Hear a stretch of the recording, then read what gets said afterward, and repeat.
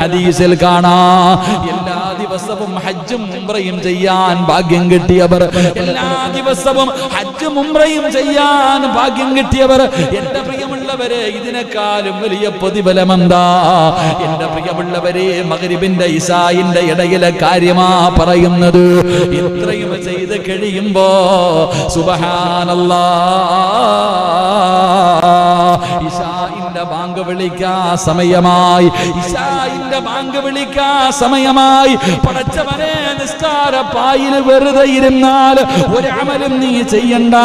ഏതെങ്കിലും ഒരു മനുഷ്യൻ നിസ്കാരപ്പായിൽ ചുമ്മാതിരുന്ന അബൂ ഹുറൈറ റളിയല്ലാഹു തആല അൻഹു പറയുകയാണ്, അൽ മലായികത്തു തുസല്ലി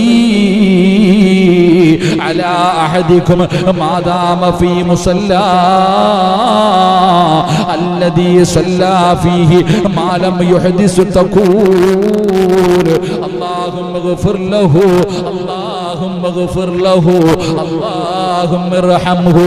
ഏതെങ്കിലും ഒരു മനുഷ്യൻ നമസ്കാരം കഴിഞ്ഞ് നിസ്കാരപ്പായിൽ ഓടല്ലേ വാപ്പാ, ഓടല്ലേ ചെറുപ്പക്കാരാ, എന്റെ ശബ്ദം കേൾക്കുന്ന പെങ്ങന്മാരെ, നമസ്കാരം കഴിഞ്ഞാൽ ഒരല്പനേരം നിങ്ങളെ മുസല്ലക്കകത്തിരിക്കണേ. തിരുതി കാണിക്കല്ലേ, തിരുതി കാണിക്കല്ലേ, എഴുന്നേറ്റ് ഓടല്ലേ നിസ്കാരപ്പായില.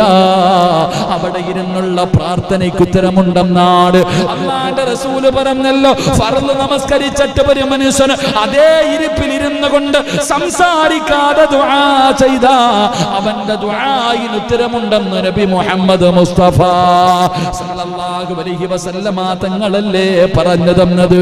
അതുകൊണ്ട് അവിടെ ഇരുന്നു കൊണ്ട് ദുആ ചെയ്യൂ.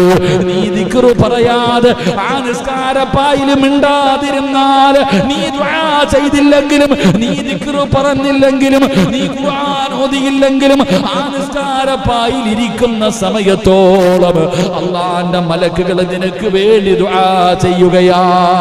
അല്ലാഹുവേ, ഈ മനുഷ്യന് പുറത്തു കൊടുക്കണേ അല്ലാഹ്.